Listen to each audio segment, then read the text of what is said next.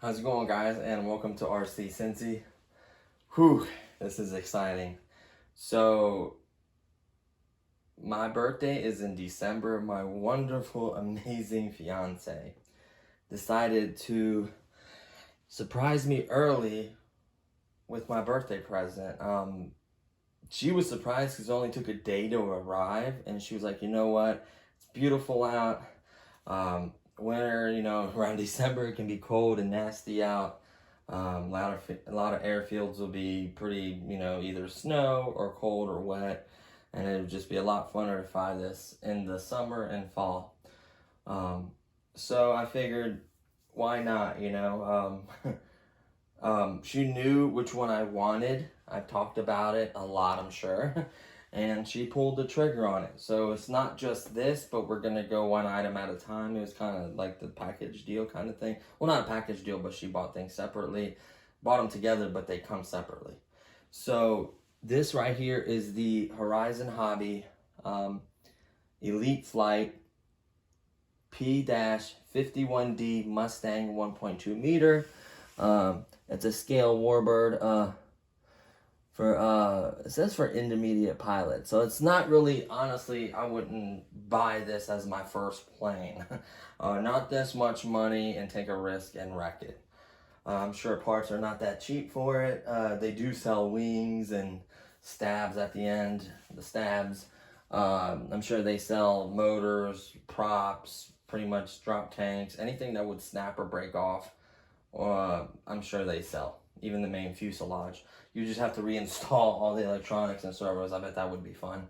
And I don't see it to be, I'm sure it would be, not that fun to do all that.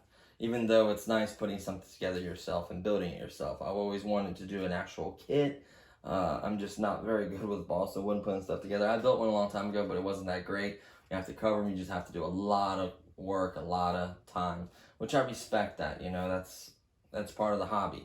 So right here it just says Elite Flight. It says easy to fly with, sorry, I need to cross over this. I'm still wearing my work clothes. Safe, it's the AS3X and optional safe select technologies. This is with the bind and fly version only. The PNP version, you do not get the safe and all that unless you buy a receiver that has it. It says functional details, operational flaps, retracts, four-bladed prop, and more. So that's really nice. It says high-powered, meaning basically it can run 3S and 4S capable brushless power system. And then it says what's included. See on the sides. Decked out scale fighter, so that's cool. I'll show you all the sides really quickly. Here is the side profile. Man, that's beautiful with the retracts up. That shows it flying with the retracts up, doesn't even show it down. Let's look at this side first. It has a lot of information, shows you compared to a person how big it is. This is just talking about it right here. In different languages, of course. It lists everything. Lists the receiver you get with the bind and fly version. It just tells you all kinds of information. Dutch. Let's find English because I'm not gonna be able to read those other ones. Age recommendations. This is not for children under 14 years or older. Just telling you that kind of information. Yada yada. It did tell you some details there. And then right here it tells you what's included with each version, the PNP and then the bind and fly, which has a big check mark telling you that's the one I got. For the bind and fly, all you need is you can see the X is the things that you don't have. So with the bind and fly version, you get the motor, ESC, servos, receiver, and the only thing you need is your transmitter, battery, and charger to fly, and obviously batteries for the receiver. If it's not the fancy one that has the rechargeable packs, they may require 4 to 6 depending on what receiver you use. So that's cool. What else? Let's see, I want to show you all the sides. And then this is just talking about your AS3X, which is models AS3X, artificial stabilization, 3-axis receiver works behind the scenes to smooth out the effects of wind turbulence, so you can enjoy a sense of stability and precision that makes you feel like you're flying a larger, expertly tuned aircraft. Safe is design, I guess, the throttle pitch and everything, and it just talks about how it automatically levels and limits your pitch, yaw, and roll. It limits it with the safe. It only goes so far, keeps you from flipping it and getting upside down and vertically. Obviously, if you turn this off, you have complete control of the airplane, which I do like. What makes this so unique, so a lot of pilots will rag on it, saying it keeps you from properly learning how to fly, and I beg to differ. Turn it off. You don't have to have it. That's the cool part about it. All you have to do is just simply turn it off. The cool part is if you get in a hairy situation where it's extremely windy, or you can't see it that well, and you're not 100% sure that it's perfectly right in the position you want, click on the stabilization mode. It'll help you level the plane. It'll make it easier for you to land, especially in a windy day. You get orientation of something, it automatically levels it if you're upside down or you're coming down, from a stall, you're trying to do a trick or something and you lose orientation or you lose kind of control, you're not sure which way to hit the sticks to quickly correct before you hit the ground. You flip the switch, it'll get it right side up, level, and then throttle and pull up a little bit or whatever you may need to do in that situation. So stabilization is useful for landing, takeoff, and a bunch of other features. Even experienced pilots have been in hairy situations. I've seen situations, all those videos online where it shows an experienced pilot wrecking. Everyone wrecks eventually. I would just rather have that, save my expensive bird, She spent quite a bit. I know how much it costs just because I know, because I've been looking at these so long. This particular kit, Bind and Fly, is $279 after taxes and free shipping. It's like under $1 off 300. So let's say 300 bucks. At least for Ohio, I think it's 7%, depending on your state. Some states may not charge shipping taxes. I may have paid taxes on Champaign, Illinois, wherever I got it from, wherever the manufacturer is. I'm not 100% sure, but roughly it seems about right, 7%. And that's the box. It's very large, packaged very, very well. And I will get into the telling you about the building. I don't want to get into all these different things. This has to be multiple videos because this video is going to be super long. So what I figured is I'll show you what the box and everything you get and what it looks like, and then I'll talk about how hard it was to build. I'll talk about the setup, the way I set it up, the batteries I'm using, the transmitter I'm using. Well, you'll see the transmitter, but the way I set my transmitter up and everything, so you know what I did, if you would like that, of course, and stuff like that. So super excited. So this is part one. There's nothing in here. This is empty. I've already assembled mine. It takes me a while. It's a new transmitter, so it takes me a while to go through and set everything up. I'm in the process of memorizing all my switches. The only thing left I have to do is my rates. It recommends 100 and a 70% for rates. I may do something totally different with a little bit expo, like if I want to fly, more realistic or whatever. I may do multiple setups. I may do like 3 different setups. So I'll figure that out. Probably I may start with the 100% switch and then the 70% switch on all of them. You can. The cool part about advanced controllers, you can do that. And another thing, really quickly before we move on, honestly, I recommend at least a 7-channel remote. Why I recommend that is, especially if you're one of those guys that, I don't like safe, it keeps you from being a good pilot, yada yada. You don't want safe, buy the PNP. If you do want safe, but you don't want to buy another receiver, I think it's $30 cheaper to buy it without the Bind and Fly, which is just the Spectrum. Good receiver, by the way. Really, really good receiver. Honestly, by getting 7 channels, you're able to do your throttle, your 3-axis, flaps, landing gear, and safe. That's 7 channels. Now, you can get away with a 6-channel transmitter, and what you basically do is you would put safe on a channel.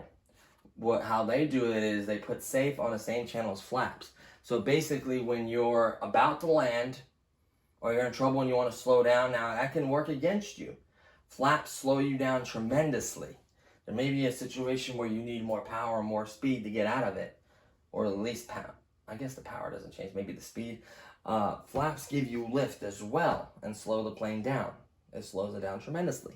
So you can put the safe on the flaps when you're landing, so it'll help you land a little bit better. You can maybe put it on with landing gear. When you open your landing gear, a safe comes on to land. You can choose one of those two, or not use the channel for it at all and use a 6-channel. I think you could do it that way. Don't quote me on that. I'm not 100% sure, but I know you can share a channel as well, especially if you have a nice radio. So honestly, I just recommend 7 channels. That way you can turn it off and on whenever you like. You can still have your flaps on its own. You can still have your landing gear on its own, and you don't have to rely on it. That way you can advance as a pilot, fly without it, you know, and not use it. So that's what's great about it. It does have the drop tanks. It's mixed feelings about those. They look okay. Some people like to fly with them. Some people like to fly without them. It is extra drag, but you know, it is what it is. So that's the box for the Mustang. Let's move the box away from the Mustang. And then I'll pull these products and set them on here as I go through them. The boxes, I apologize. So the transmitter I chose is this. The DX8e. Now you're wondering, DX8. Why did I get a DX8? Why did I get the DX8e? Here's why. The price. It's a difference. It adds up. If I was more a competitive flyer, more of a professional flyer, and did it all the time, and had a lot more airplanes, and really truly mainly invested in airplanes, then I would have probably got a DX8. This one, you save some money. Now, really quickly, I'll go over the differences. I'm going to get more in depth when I do the actual setups and everything. But to me, the things that stand out between the difference. Okay, so the original DX8 has a much better quality shell.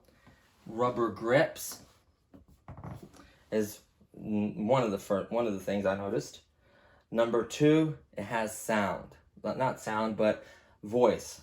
It'll tell you 1 minute left. This one just beeps. No actual speech. That one has speech. This one does not. Don't really care about that, honestly. This antenna moves because, as you know, it doesn't go, you know, straight out. It goes out to the side. So you can actually move this antenna, tilt it coming towards you or that way a little bit. It's not huge range, but it does move. The DX8, regular DX8, does not do that. The DX8 comes with a rechargeable battery. This does not. I'm pretty sure you can add one in it, because the tray for it removes, maybe it's the mold, same mold they use for the inside part of it, but the battery tray does remove. I don't know, you may have to open the remote to see where it plugs up at. I'm sure you can solder something and then make a connector and then put it in, or it may unplug and then you just put a different battery pack on there. Not 100% sure on that. I'm gonna look into that, because honestly this thing will eat up batteries. Just showing you really quickly, it's just telling you it's high resolution LCD display interface. This says multi point front gimbals with adjustables with ball bearing support, and then it just tells you that you can basically switch from mode 1 to mode 2, no problem. And the cool part about this one is you can adjust it from the front. The actual DX8, you have to adjust it from the back. I'm surprised it didn't come with a lanyard. You spend $200, what was it? With taxes, it was $250. You spend $250 on a radio, and they don't give you like a $5, $10, maybe not even $1 to make it a lanyard that clips on right here and it goes around your head. You need one. I highly recommend one. I'm gonna get one. That's one thing I forgot to get. But other than that, all the switches are there as the DX8. Same screen. Seems like I couldn't change the picture. In a DX8, you can change the picture. This says 250 model memory. The other one I think is $250 as well, which is crazy. It does have the memory card reader just like the other one, where you can save your models on there and transfer it to another remote. Oh yeah, the DX8 has the actual plug on the back to link to controllers. And then it also, the DX8 also has the wireless one connect, but this one only has the wireless one connect. The other one has both. I really don't care about a wire connect this. I'd rather a wire not connect this. I'd rather do it wirelessly, which works just as good. This particular one does not have a receiver. You can get it with a receiver, same with the DX8. So to me, for my use case and what I want to do, DX8e is perfect. This is a very, very good controller. Plenty of memory, a lot of adjustment, a lot of switches. That's the way to go. Definitely an intermediate, and definitely a lot of research for this and a lot of learning curve. So many switches, so many things to learn. So this may be overwhelming for someone just getting a hobby. I wouldn't, honestly, if you're going to get into it and you really enjoy it, let's say you buy your first like ready to fly trainer or your first trainer, and you happen to buy this controller, the good news is these hold their value very well, as long as you don't beat it up and damage it and keep the box.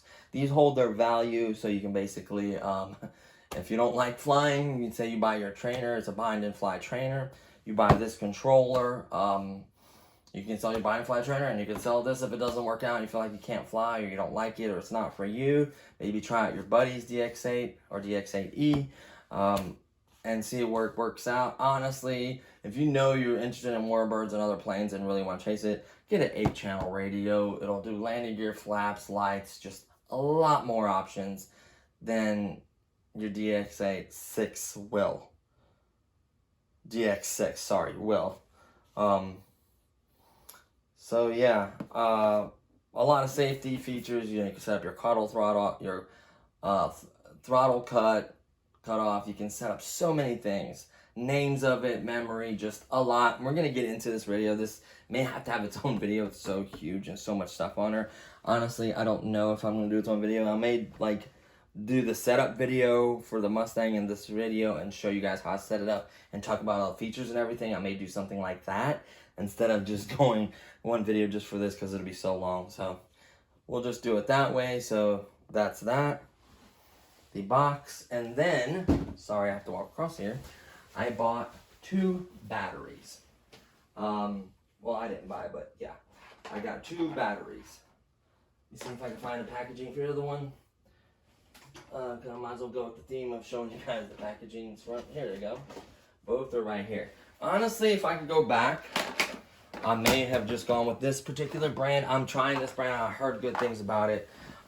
So I originally bought the Elite Flight, which is in the plane currently. Well, not plugged up, obviously, but just in it. The Elite Flight High Power Series Lithium Polymer Battery 30C 3S 11.1 volts 2200 milliamps. Okay, this is a good battery, good brand. They tend to last quite a few flights.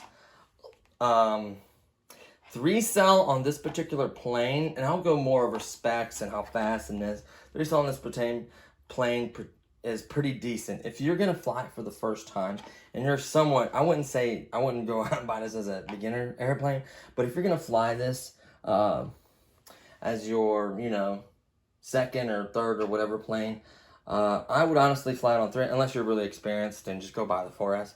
You may have a 3S that may work. So as you know, it has the EC3 connector. I'm not too fond of it, but there's a way around it, and I'll share that with you guys. So EC3 connector, plug it right up. There's one mod that I did do, and I'll show you guys. So this is my 3-cell battery I got. There's the box. We'll set it down for a second. And then I chose this brand for a 4-cell battery. Never heard of this brand, but when I went to Amazon and I was looking at packs, I checked for its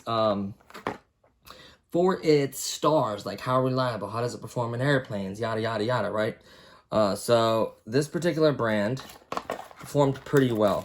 They mean for those, show you those connectors. It came wrapped up pretty well with a little manual, and it is a. Let's move this box. And I'll tell you the story about these connectors here in a second.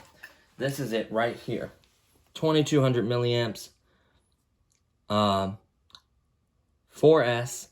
50C. A little bit higher discharge rating. I didn't really want to go with a high C number. I know some people use like 60, 100, whatever. I didn't want to discharge this too fast. It's already 2200. It's not that big. So 50C. So many people claim it's not 50C. It's more like 40 or 30, which I'm fine with. Great, even better for me. And it was very affordable. With shipping to my house, with taxes, this was $37 for a 3S 2200.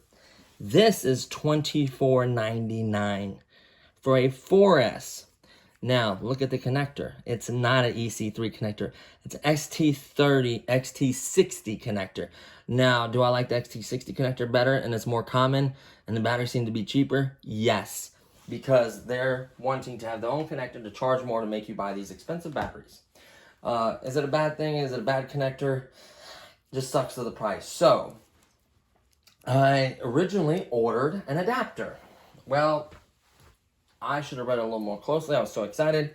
Here's the EC3 connector that I do need, but it's just to a male XT30, XT60. I needed a female XT60 to male XT IC3 connector.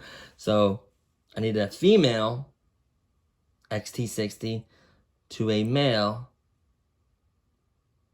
IC3 or whatever connector. So this one's the wrong connector. It was only like $5. I got 2 of them, plus these heat shrinks. So technically I could disconnect that, solder in there, heat shrink around it, be done. But I don't like this one. You actually want the one that has the metal prongs so you can actually solder to and then put these heat shrinks around it. So I'm not going to do that. I'm not going to cut mine, at least not right now. I get more XT30, 60 connectors when I start buying more planes, and there's just more batteries, and it just becomes not a hassle, but I may do that in the future. So I ordered the right connector this time. It'll be here Wednesday. That goes from XT60 to the IC3 or whatever. I don't know why I say EC3 connector, okay? So that'll be here. That way I can use both packs. I don't have to change anything on my plane yet, which I may still do that. So I'm sure you guys know what the Elite Flight pack looks like. It looks just like this blue. It says 3-cell instead of this. So I am gonna go to 3200 milliamps. Why, you're asking? This particular plane, the motor is very, very large. If you look down in there, I mean, it's girthy. I mean, it's a big, powerful motor. The ESC on it is 40 amp or 30. Can't remember. It has it's capable of 4S and 3S. So long as I get the CG correct, I can upgrade to a bigger battery and it'll hold it on the tray. It should fit. As long as I get this kind of shape right here. You have some that are just shorter and fatter. You could go that route. As long as the CG is not affected and you still balance your plane, you should be fine. But I like to do 3200 because with a 3S 2200, you're looking at right about 5-minute timer, what it recommends.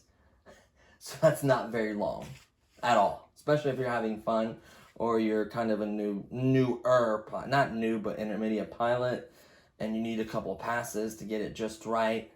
It gets a little scary, so make sure you put it. It recommends a 5-minute timer. Probably can fly maybe 7 or 8 minutes, but put a 5-minute timer to be safe. I mean, I'll look into that and do more research and tell you the exact times. And it depends how you are on the throttle and the wind, and there's a lot of factors. But I'm probably gonna keep these 2 packs and then run 2 3200 packs, probably both 4S. Honestly, at that point, we'll see. So those are the batteries. I'll move the boxes over to here. Continue with the trend of moving everything over to there. Like I said, those connectors are irrelevant. Basically, at this point, these, I may keep them because it's still a connector that I can technically use, figure out a way to use it. Maybe solder it to a battery or, I don't know, we'll see. But there's that. So I think the first thing we're going to do is show you the case that I ordered. And then we'll get into the radio and airplane. So, okay, your Spectrum cases are ridiculous. They're just ridiculous.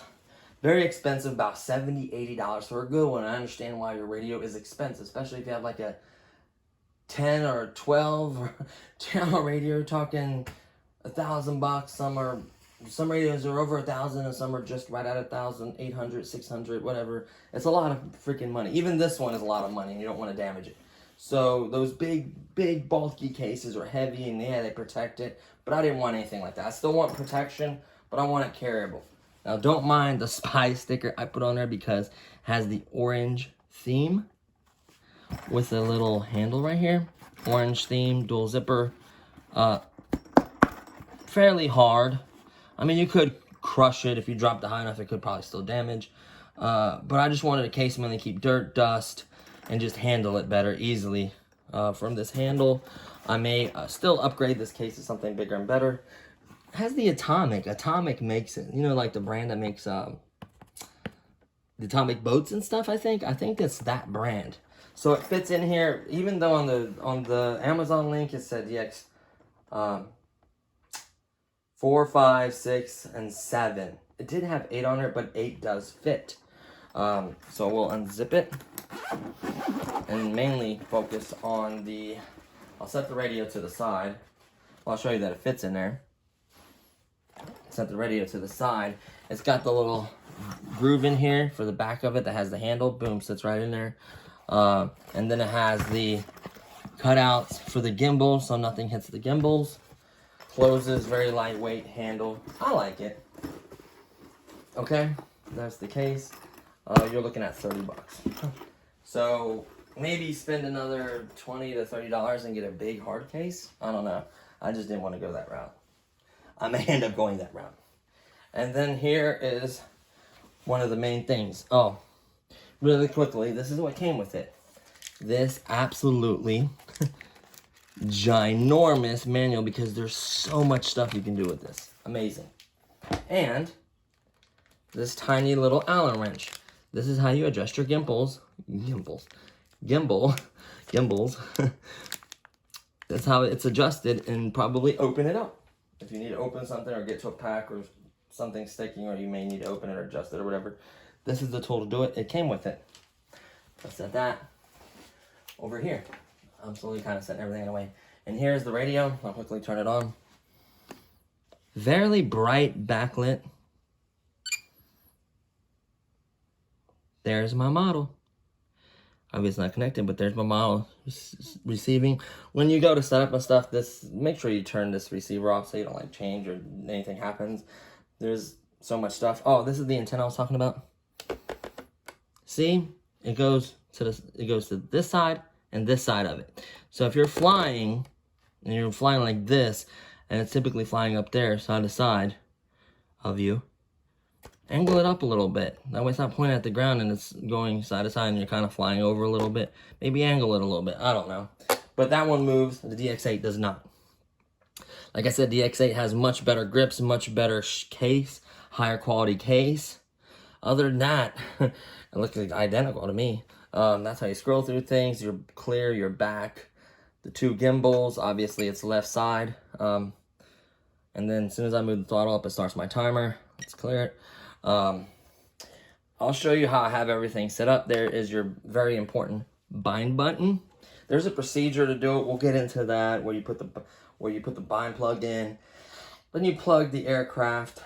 Then you hold this button, turn on a transmitter and hold, and that's how you bind with safe. There's a different procedure for not safe and all that other fun stuff, which I will get into. It has lots of switches. It has 1, 2, 3, 4, 5, 6, 7 switches, 1 dial,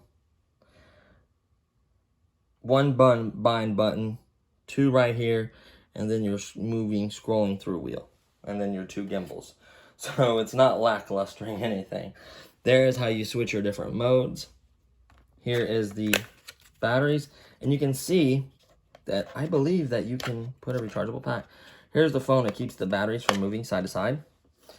I don't know how you'd get in there to reach it to get to it, but here is the pack moving. The recharge, see, I don't know how you'd get to that if you can. It looks like it's, let me take a look in there. Nah, I can't tell. Maybe you have to take the radio apart. Maybe you can't. Maybe you can solder it.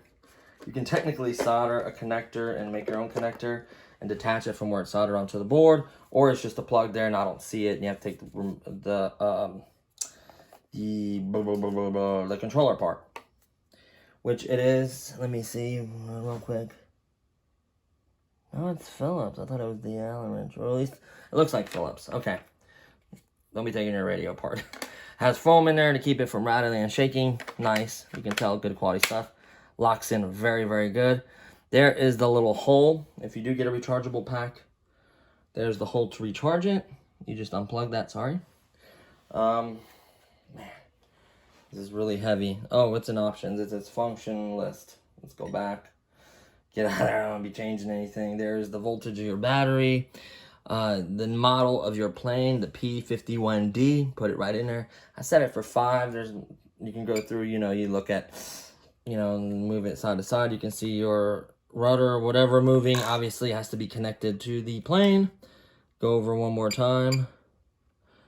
Well, it's not going to show your battery because your battery is not plugged up. So it's really, really nice. Great telemetry, great everything. Obviously, trims just like any other controller. And then these little holes is how you adjust the gimbals right in there with that tool.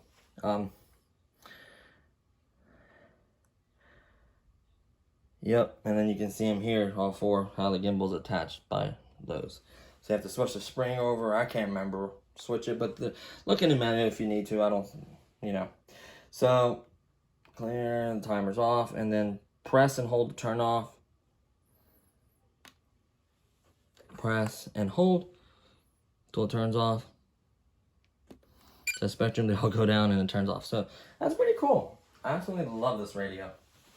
It took a while for me to learn to go through it and find everything. Okay, so the main event. Oh, this sucker is big, massive, massive, massive. Be careful how you lug it. Don't hit it on stuff. It will break. Try to get it in the shot properly. It's just so massive. Let's see if it's in the shot. And it is. There is the beauty. Wow, 32 minutes, but we need to kind of go over everything. So, here's your beautiful brushless motor. 4 bladed prop for scale looks. A 2-bladed prop would technically make this plane faster. From what I hear, with a good 4-cell battery, and I think this prop, it can approach 90, right around 90-ish. Stand it up like so on the cone. It's not gonna hurt it. I can't tell if it's in the shot. Let me do it right here. Okay, so we'll look. The beautiful olive green color, that's, I guess, to keep light reflecting the pilot's eye. Very realistic. Beautiful stripes on each wing with what the dots say on them. Says something, I don't know, it says something on them. You can see, I'm gonna get up close. You can see all the little rivets and all the little details.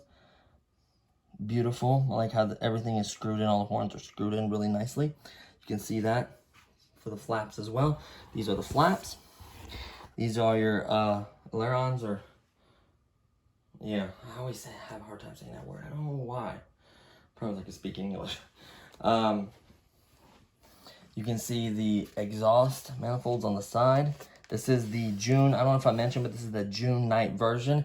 Every like 2 to 3 years they change it. I think the last one was Blondie. It had red, I think, but it was Blondie. Telling you a little bit of information about the aircraft right there on the side. That little sticker right here giving you some information. Coming down the fuselage, I'll kind of take that off to show you guys. It's magnetic. Very easy to remove. You just tuck in, you go into the tab and then press down. Magnetically it catches. Here is the guy. Very, very well detailed guy with a little oxygen mask, the seat, little batteries, whatever, equipment in the back. You see the instruments. Some go even further, opening that up, changing that, putting detail, putting a little stick there, his hands. Maybe we'll change that guy out, do more detail, paint stuff by hand. I've seen them pretty crazy. I don't know if you get a different top. I'm sure you could open this and change it. Like I said, magnetic. There's a magnet right there. So, okay, it's in a, well, you can't really see. Let's tilt it back, show you how. Pop it in. There we go. I won't put too much weight on that prop. It'll be okay. You can, yep, you can see it. Slide it in, and then magnetically, boom, clips, done. So, really, I'll just quickly go over some of the stuff I had to do. This little piece right here, like an antenna, there'll be technically a wire across here for antenna, radio, whatever, radio antenna, boom, popped right in. These stabs right here, they stabbed right in. Remember, there's a rod, there's a black metal rod that goes in there. Don't forget that rod, a lot of people do. Put that rod in, put them both together, one screw each, boom, done. Then you literally connect this cleaver onto the servo cone right there, and then slide up the rubber band, boom, done with the tail end. This wheel was already on. Then you go to the main fuselage, undo a wire twist, shove all the wires through the hole, so the wing slides in this way, boom, into the groove, press down, 4 screws, 1, 2, 3, and 4. Hold the wing on, you pull your wires through to the top. They give you the Y splitters. They connect like 2 landing gear, 2 flaps. Let me come up a little bit. Set that down. You can see I got a little twist tie wire, twisted them up, pushed them all in there out of the way. You can see the receiver that's pre-installed. You see all the servos are pre-installed.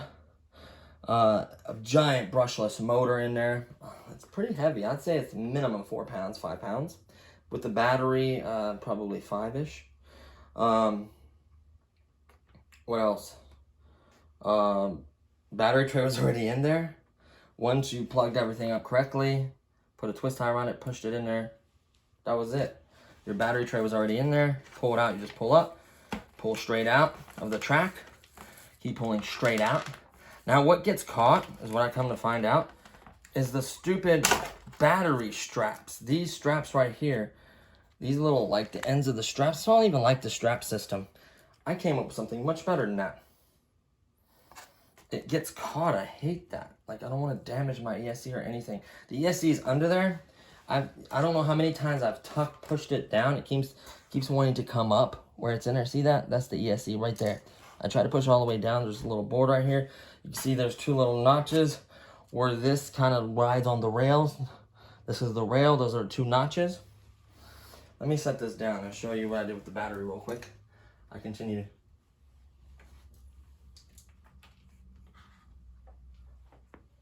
Something break? A piece of plastic fell out of there.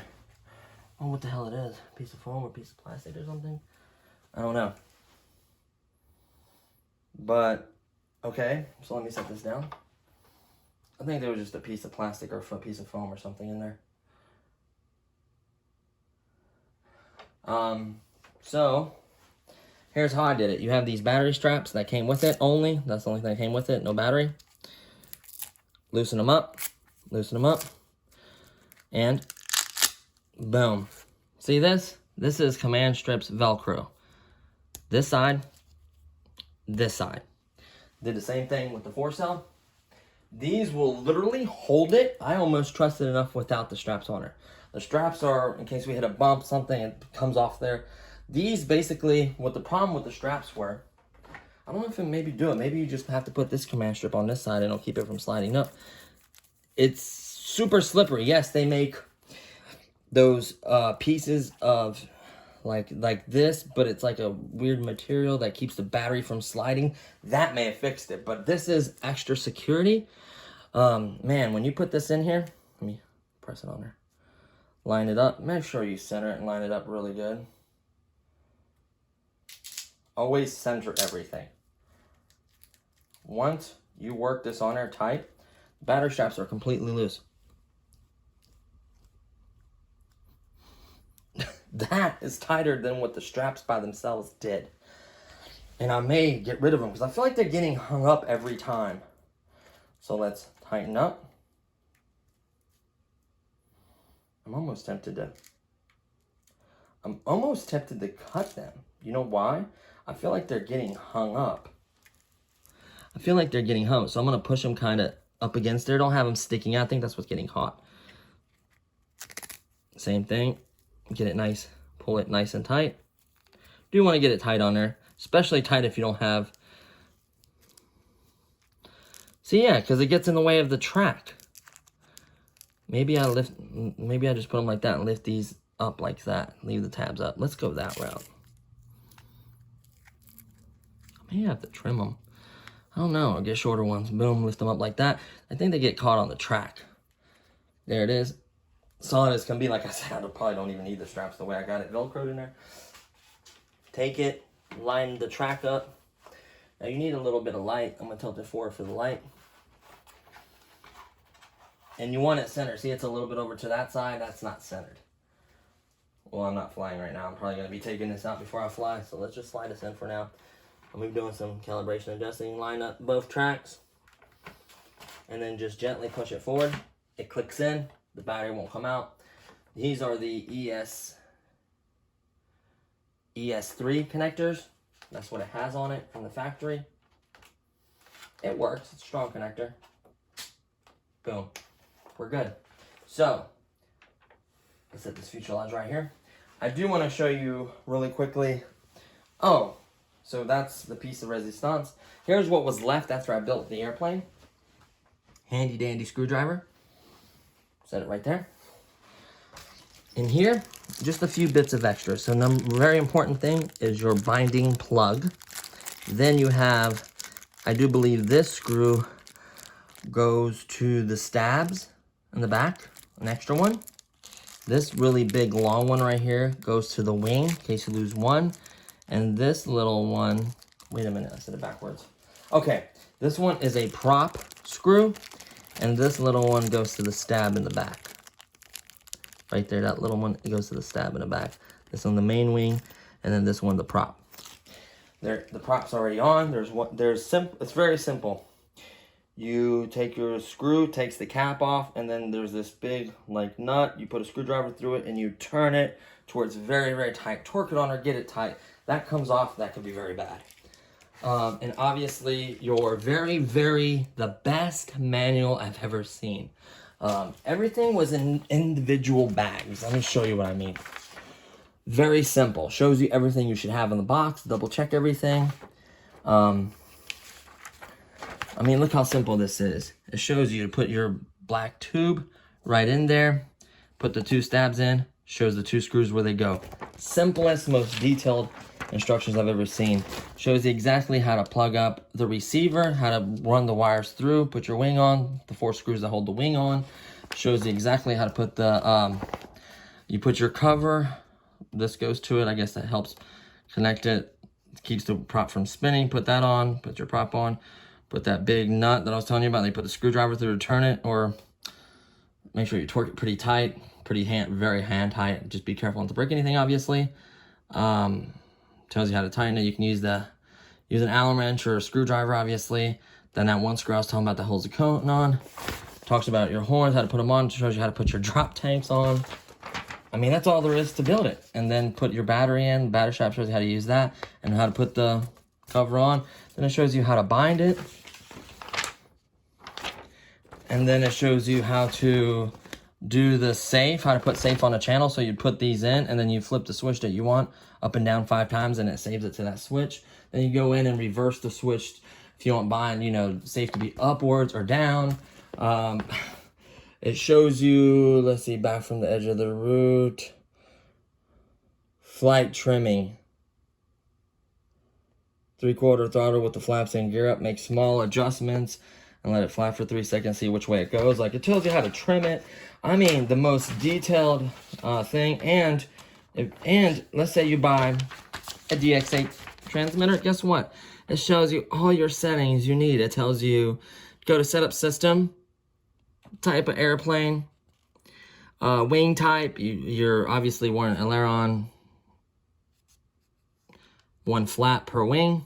You just set up the type of wing you have. Reverse the gear to open and close. The gear has to be reversed.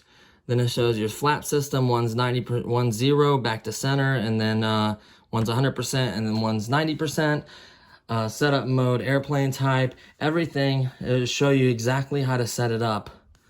And then your rates, which were, where's your rates at for DX8?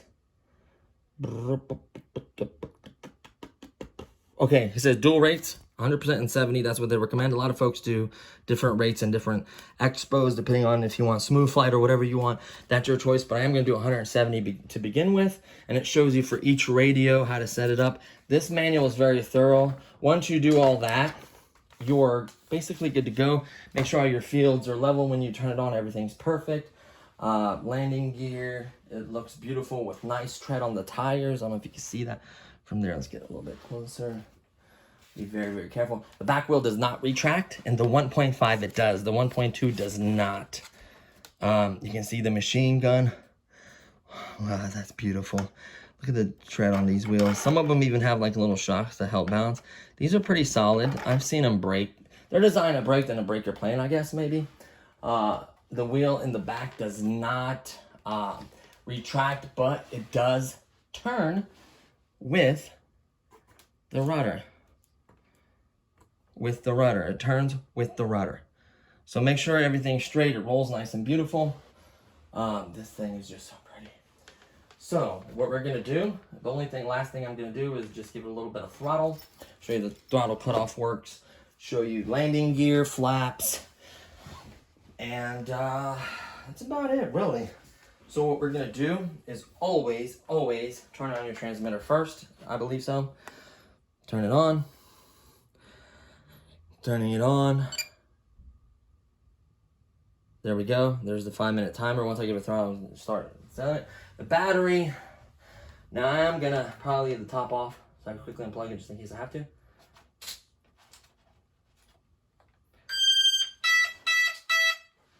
So looks like the flaps, I may have, there we go. I should have had it, when it does this, make sure you have it like this level. Okay, that's just one of the servos. So really quickly, rudder. I feel like it doesn't go as much to the right, to the right as much as it does to the left. That's adjusting the actual cone and the bar. Make sure it goes evenly to each side. I might not have it on the right notch. I'll double check the notch. That's going to be adjusted. Obviously your ailerons or whatever, aileros, whatever. So when you bank to the left, you want your right one to go up, lifting that one, and this one should go down. Okay. And then your elevator, up and down. So when you pull up, when you pull down, you should be going up, and when you push down, you should be going, when you push up, you should be going down. Let's see. Throttle cutoff is, the timer starts once I give a throttle cutoff is on. You can see that, it's not working. I hit it. It works. Perfect. So this is my throttle cutoff. Turn it off. Nothing. Turn it on. Perfect, right? Then we're going to show you the flaps. So right now in this position is the wing is flat, no flaps, up. So it goes from no flaps, 90, 100. Let's quickly show you that again. Let's tilt the plane. I want to be careful. Throttle cutoff is on. Well, I'll get it off. Oops, I accidentally hit the tracks, which I'll show you guys. So here's the flat. I'll just show you one. So we'll put it all the way in the off position. That's no flap. 90, 100. That's what I recommend. Adjust it to your speed and what your likings are. Right now, since I'm new to this plane, I'm just going to leave what it's supposed to be. Put it back to 0. Then we'll turn it around. And this is this switch right here. This switch right here. I'll get into the detail and setup later. But I have it on this switch. Is my landing gear. This one right here. Beautifully closed, nice and flat. Hit it again. Open. Beautiful. There's the drop tanks on there. You can see all the servos for the flaps and ailerons and all that. I don't like that noise. It's saying that it's not perfectly leveled or trimmed or whatever. So I feel like it's making that noise. Like I said, it needs adjustments. Plus, there you go, stop. Plus, this battery has not been charged. So this voltage is receiver. That's just a receiver. I gotta get in telemetry monitor. Right, here we go. Flight log. No, I don't know. I don't think, oh, you have to have a Spectrum battery to get battery telemetry. Forgot about that. Fun. Very expensive batteries, and it's a different connector. So you would have to get an adapter or cut it and solder their adapter. So batteries are a little more expensive. I think they last a long time. They do have telemetry, which is nice. So that's pretty much the setup. Nothing is on this dial.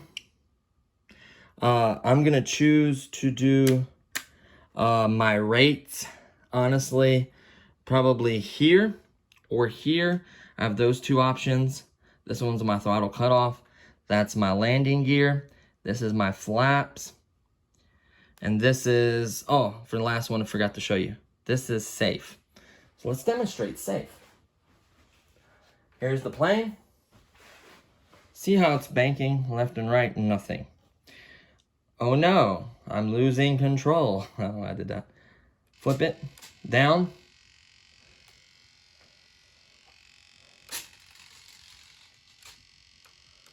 Okay.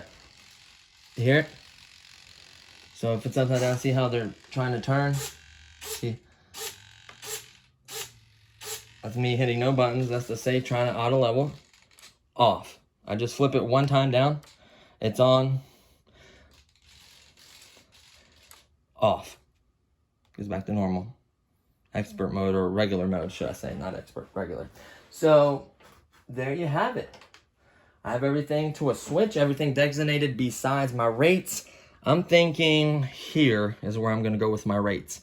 I really don't like these switches. This is like, try not to use these switches because my hands are going to be more like this. You know, these are going to be not hard, but a little bit harder for me to hit.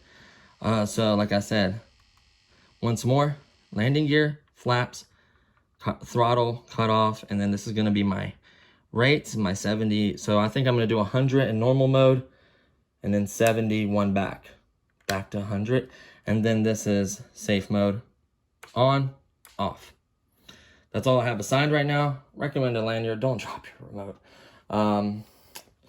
And there's my timer. It's getting ready to run out. I never heard it beep or say anything. And the cool part is the other ones, like I said, with the DX8, not the DX8e, do have voice. So they'll be like, battery low. Yeah, or battery low. That's maybe low voltage or the servo itself trying to... You can see all the moving. Perfect. 5, 4, 3, 2, 1. And then it starts counting up how long you've been flying since your alarm goes off. Clear. Back to 0. Throttle cutoff on, off. Throttle cutoff on, well, off, I mean, and then throttle cutoff on. No throttle. So, yeah, that's very, very important. Throttle cutoff is one of the most important things. You can hear the servos. They probably shouldn't be making that noise. You kind of hear them a little bit like trying to adjust. They need to be calibrated more straight. Looking down at them, they're both like that way a little bit. When neutral, you want to adjust it to where your servo arms are the most equal amount of travel going this way to left and right as it is up and down.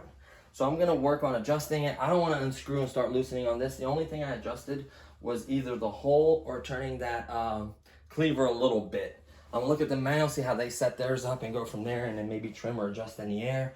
I'm going to do more research on it. Always turn off the plane first, not the receiver. Unplug it. There you go. This one getting caught on this one, pulling it up. So there's my little wad of wires. I'm going to try to pull this one up a little bit. There we go. And then tuck it back in like I had it. Some folks will dab like a tiny bit of hot glue on the two, you know, where they plug in it. That tiny dab of glue, hot glue. That stuff peels right off and doesn't hurt it. Keep those from getting unplugged. I don't see them getting unplugged. Maybe when I pull this battery out, I accidentally unplug one. double check everything. Make sure your flaps, everything just works before you take off, obviously. That's one of the most important things. Press and hold to turn it off. It's warm in here. Boom, off. And then pop the fuselage on, and that's it. So I wanted to really share that with you guys. I was super excited. I could not wait. Honestly, it didn't take very long at all to build it. The longest part was setting everything up for me, because I didn't have this radio. Now, if you had this radio before, you could set this up in no time. You'd be up and flying in no time. But for me, I've never had this advanced of a radio. It took me a while to just kind of figure out how to scroll and do everything. And then I set everything up. Like I said, I still have the rates, which only take a minute to do, which I'm going to do. And I'm going to do the rates. And then I'm going to make sure these are settled and the throws are the same. Right now it should be in 100%, so the throws are max right now, and it don't looks like one side is more than the other. I don't like that. I want the rudder to go as much right as it does left. You know, that kind of affects the way it flies. So that's important, but yeah, nothing major. Like I said, a little bit of adjustment there, the rates, and then that should wrap this up. The connector for the 4-cell will be here Wednesday. I don't plan on flying any sooner than Friday, Saturday, or Sunday. One of those days.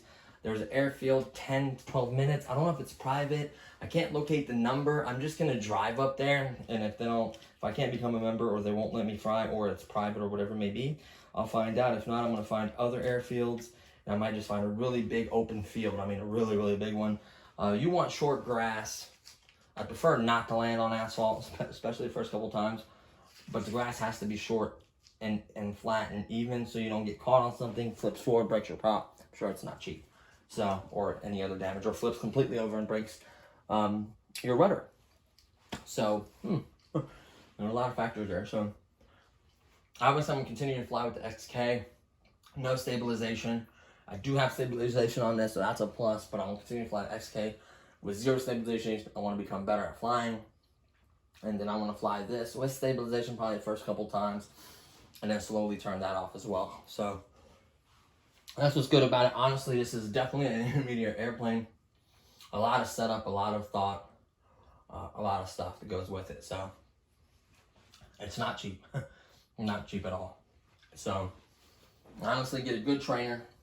Get a big, not very big, but a decent size 4-channel trainer. Maybe 5-channel if you want stabilization.